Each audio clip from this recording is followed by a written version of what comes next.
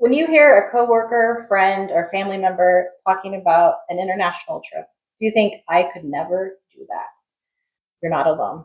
I've traveled to 20 plus countries, and one of the main reasons my cousin Jess and I started the CJ Way is because I've had several people tell me they're too scared to travel internationally. Today, my besties, Melissa and Christy, and I are talking about the fears, questions, and courage behind learning to travel with confidence.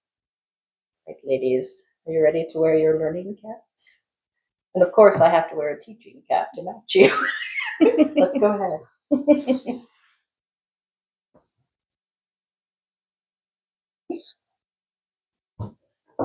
So I'm just curious, how do you even get started? Yes. I have my Google Doc, and I like to paste anything that I find online in it. So I usually do like a general search if I'm not familiar with the country of what they're known for. So a lot of times it'll show the food and the industry and any sort of sites or art. You get a wide variety of things coming through. And I'll just kind of put things down of what I think is interesting and to find out what cities they're in. Because sometimes, it's the whole country. So trying to figure out if it's in the main city and if they can be clustered together or not. I like to do searches on the tour sites. A lot of times if you see what is, a regular tour popping up, or as like always a dumpling food tour or a cooking class or anything like that, that is something you probably want to include in your itinerary. Mm. We'll start just kind of clustering things together, what I'm interested in, and decide if I need to go to more than one city. And then I start looking at flights as far as prices of them. Do they fit those cities? Just trying to play around a lot with Google Flights. If I don't have any dates, then I usually do to that place and then have it open, or vice versa. If I know dates but I'm not sure what the place, I'll do my hometown and search for anywhere and try to find the cheapest. Have you found that there's a better time to book, book out, yeah. I know they say on domestic, there's Yeah. a kind of a sweet spot where you can find to book so many months in advance. Have you found with international, you can, you could find kind of that sweet spot? But I mean, I guess too, depends on where you're going, but Yeah. fair enough. Yeah, and time of year. And For sure, yeah. The old wives' tale of thinking that a certain day of the week will be cheaper usually doesn't work as much as sometimes, but not always. Tuesdays are cheaper or something. It's not really a thing. So I did used to book it out 6 months or more in advance, and then the airlines would change it often. So you go to all that trouble of finding the right time of day and everything, and then it gets changed anyway. And then if you get too close, I like to plan more than that and know what I'm doing. So that freaks me out. Plus, prices can get worse the closer you get to it.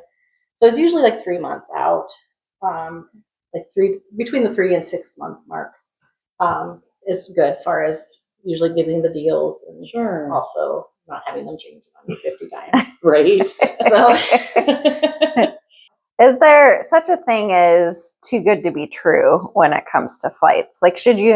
Is there a price that you see wow, that's a really good deal? Should that raise a red flag? Yes. Usually it's the amount of stops, or if there'll be a crazy layover. I've noticed in just the last couple of years, especially, a good deal, I'll click on it and they'll have you stay 24 hours in some layover spot before they have you move on to the next flight. Yeah. Or just odd times of the day the flights will be, or just something a lot of times I don't want to do, because if we have our kids with us, I don't want to take them on have the big trip be the traveling itself. Right. The layover is all you get to see.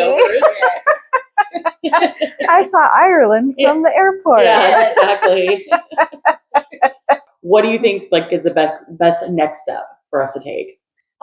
I usually, because by then, if, for instance, you're going to fly into one city and leave out the other, it helps to know, obviously, then you have an idea if you'll be needing to travel from one to the other. Also gives you you can kind of start debating how many days you would like in each city in order to do all the different activities that you put in your Google Doc. So, if there's a ton in one city and just a handful in the other, you'll want to spend more days in one than the other.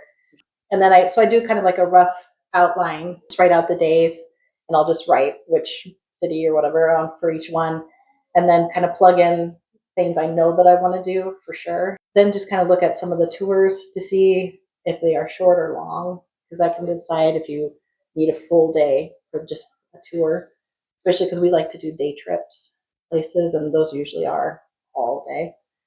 And then once I do that, I block off the cities and start booking my hotels. Okay. Yeah. Interesting. I don't know that. I think I would have started the other way, like with booking the hotels and not have planned out tours. So that's a good tip. I used to do it that way. Yeah. And then I'd have to either redo the tours or, thankfully, most of the tour platforms, they let you cancel and move it around if there's something available, obviously.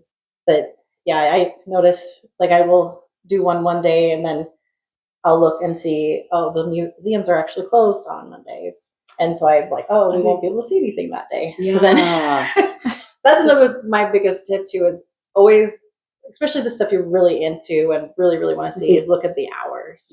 Because there's a lot of holidays in the other countries that you're not aware of, where they will close things. Yep. That actually happened to me, where we didn't get to go inside of a museum in London because it was closed for the holiday. You just kind of want to think through the whole trip as a living, breathing thing. Right. Yes. In order to think what scenarios can happen. What did I not think of? Like kind of coming up with AI now, do you think at least it could, wherever you're going, kind of give you some tips on like the best way to, to see some of those spots? Isn't very good. No, I would say no, as far as it used to have you zigzag across the city, and because they would go by what's the most popular versus close together. Sure. Okay. So then I alter my search to say, gotcha. Group them by neighborhood or something like that. I like to use it as a general outline, help me gather and cluster. Yes. Okay. And then I will double check little details like that. Or is this place even still open? And are these hours correct? Yeah. Because hours can be shown on several different platforms. Like TripAdvisor will have a version, and then the real site of the museum will have something different because they change it often. So I always go to the main sites. No, I think that's a great idea. Yes. Like you said, you can have, it could be a little bit of a starting point, but then you still want to double check to make sure. Because even so, speaking of traveling around a city, how do you navigate getting around to different places? I'm a lot braver now than I was at first, because transportation was the thing that scared me the most. A lot of places do have their native language and English. Oh, really? Okay. It just depends on where you go. Yep. But I remember because I was so freaked out about using transportation. When you're not only going to be in Paris for a few days, I'll just use the big bus tour as basically your transportation, because then just take it to the main sites we want to see anyway. Well, because I hadn't really used those types of tours before, I didn't really realize until we were there how inconvenient it is that it only goes around one way. I didn't really think about that, and for some reason I thought it went both ways. Looking back, they do make it obvious. It was just me. I messed it up. But yeah, we got kind of tired of seeing it. Right? Just the same route. So one of my favorite things, at least when I've traveled locally, is to try new places to eat. So what tips would you have on food and traveling internationally? I used to do a bunch of research and find, this is the place where you have this best item from that culture or something like that. Then I realized I was wasting my time quite a bit, because a lot of times once you're in the moment, especially with kids with you, everyone's tired. Okay. Walking around. We don't really want to go to the other side of the town to get some donut or something. Yep. Because that place has the donut. Right. So a lot of times I'll just make a list of the types of foods that I want to make sure I have from that culture. Okay. And then we try to hit it here and there. Because anywhere you go, really, as long as you're not going to a very touristy spot, like really close to the main attraction, if you go to a, or locally owned place, a lot of times it's going to be good. Okay. And it's going to be the best you've ever had of that. Compared Yeah, to I could at see home. that. Yeah. So, and then my husband and I usually order one of each and split it in half so then we can try 2 things. That's perfect. Because we're more willing to try things than the kids, Sure. obviously. Right. And then we end up having some item that we absolutely love and have it as much as humanly possible while we're there. Nice. But as you're ordering in restaurants, sometimes they have English menus and sometimes they don't. Oh, it sure. depends on the country, and it also depends on if you're in a touristy area or if you're in a more local neighborhood. But I love the advances that Google Translate has done. Just in the last few years, it's even better than when I first started traveling. The best feature is the camera option where you can have it hover over your menu or signs or anything, and it'll convert it for you. Oh, And okay. if you download the language before you leave, it's on your phone, so then you don't have to worry about having internet either. Oh, that's good That's too. great, Oh gosh, I yeah. didn't even think about that. Yeah.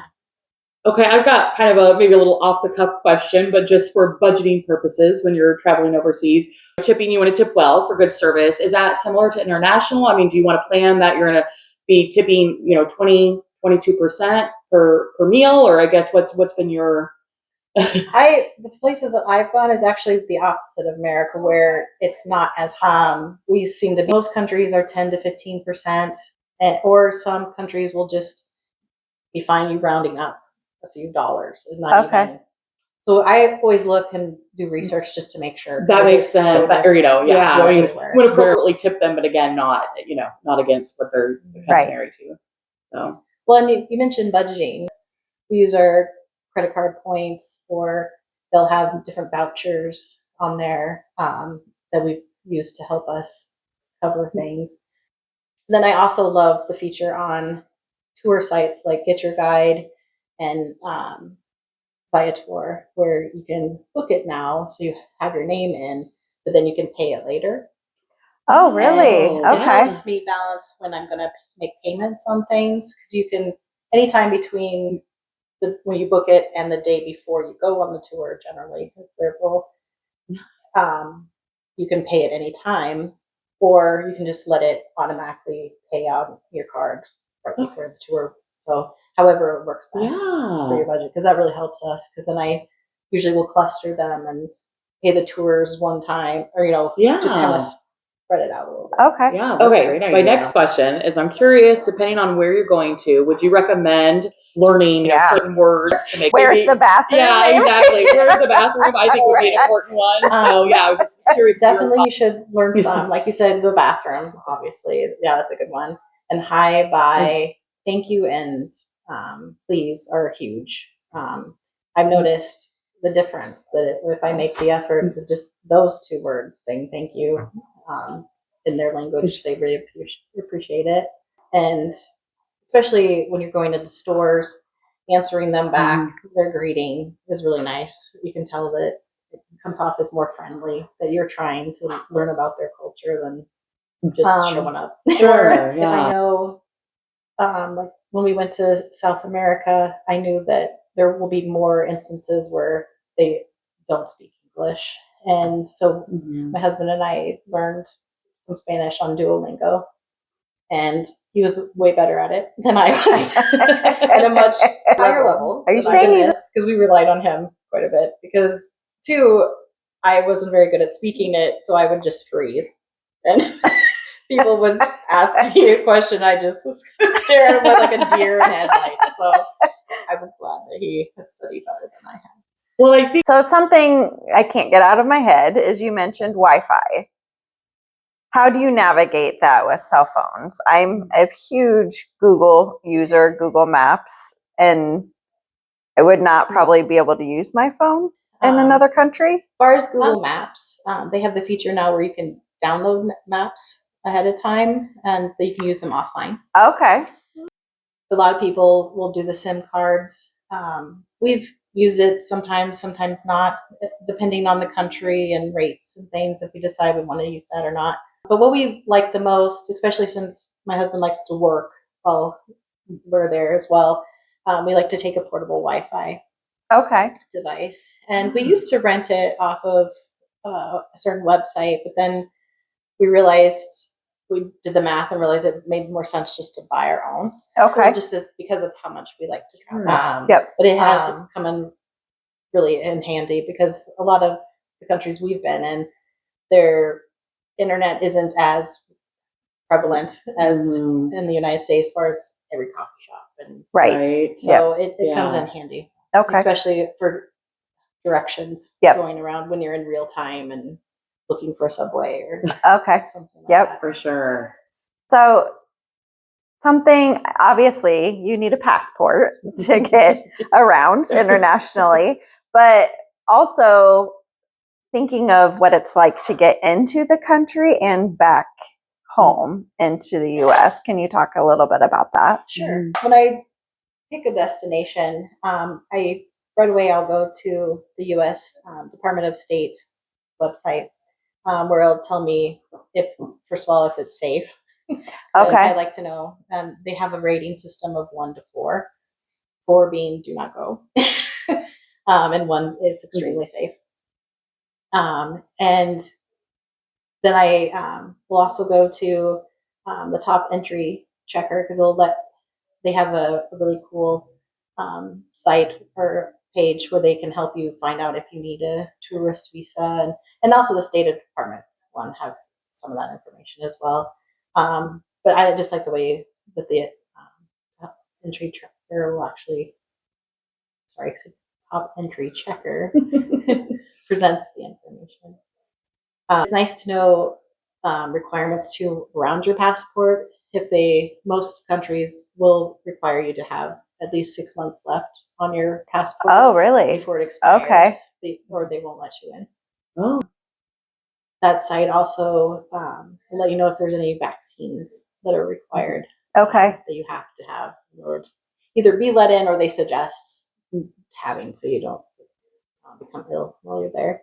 And then when you get to the other country, I always suggest going to the bathroom on the plane before they start doing the real descent or as they start the descent, because you don't know how long it's going to take to go through customs. Sure. You just don't, because sometimes lots of flights come in at the same time, and so it's just really packed. There's no TSA pre-check for customs, right? There is on the way back. Yeah, on the way there. Yeah. Yeah. So sometimes it can be a long time waiting in line, and I've been there where I've had to go to the bathroom, and it was torture. And if you have several different layovers, especially if have like 2 different layovers in other countries, you might have to go through customs again. Oh, really? It depends on the country. I've had a mix, and because sometimes we'll just go right through and not have to go through customs again, and other times we'll even have to have. I even had dogs sniffing our bags as we went through one country. It just depends, on how strict they are. And then coming back, like you mentioned, the global entry is wonderful. If you're a frequent traveler, I highly recommend that, because for the most part, they just scan your face and then they confirm with the picture. And of course, after you've been on a 9-hour flight, the pictures are beautiful. Oh, I'm sure. I always look horrible. And two, I don't know when it's taking it too, so the eyes are like half shut, and oh my goodness, this is terrible. But sometimes you'll still have to go through TSA again once you're in the U.S. Switching from international to domestic. A lot of times you'll have to even grab your suitcase, recheck it. Oh, okay. And they have like a process they usually guide you through where it gets scanned again, and you have to check it. Interesting. Okay. You don't have to go through the full process like you do at the beginning of checking, but there's usually just a whole line, and interesting how the different airports do it differently. Okay. Yeah. Even in the US, the airports. Oh, yes. Okay. Yeah, they're very different at each one. You just don't know what's wonderful, and some are pretty painful. All right. Another question I have is about currency. So depending on where you're planning on going, I guess, yeah, what's your best tips on where you should transfer your money, and I guess maybe thoughts on how much extra you should have along with you from what you budgeted. And then another, I'm just kind of doing multiple here, but I'll just kind of say them all. And then is there a credit card that you could possibly, like a travel card you could bring with you that would work, or that you found that will work in other countries, to where, if there's, like I said, kind of an emergency or something that you didn't expect, that you'd be able to use as kind of like a backup on that. Yeah. I'll start with the credit card. Okay, yeah, I know. I kind of did multiple questions there, but yeah, I just kind of all go together. There's plenty of other travel cards that will work in other countries. But what you have to worry about is the fees. Okay. So you want to double check with your credit card if they charge certain fees for having it overseas. As far as the currency, I know that we actually prefer to just order it from our bank before we go, before we even leave our home. We'll do it about 2 to 3 weeks before we leave, and then we estimate how much we think we need based on what we've researched about the culture.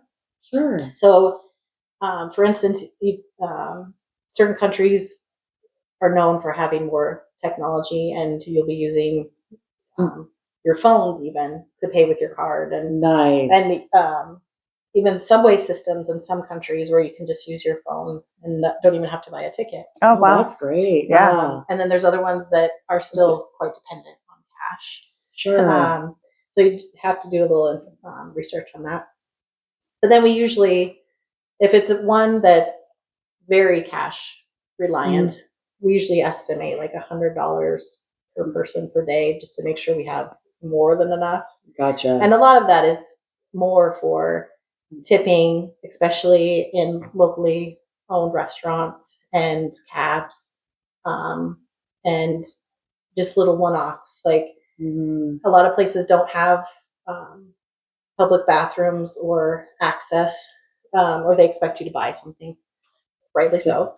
So a lot of times, you'll get a drink or something like that just to go bathroom. Yeah, sure. Yeah. And the cash comes in. And that gotcha. Yeah. Thank you both for being part of a round table type discussion. I'm sure people who are new to travel really appreciate hearing questions from fellow people who want to know information. And that's why we started the CJ Way, is we want to help people get past their fears and not let them hold them back from their adventures and doing things in their life. If you want more information about traveling internationally, we have a first-time international checklist on our website, thecjway.biz, and I have a link to it in the description below. And while you're there, you can join the CJ Way community, where you can ask your own questions, and I can answer them through our community, and it's in our header on our website. Thank you. Have a great day.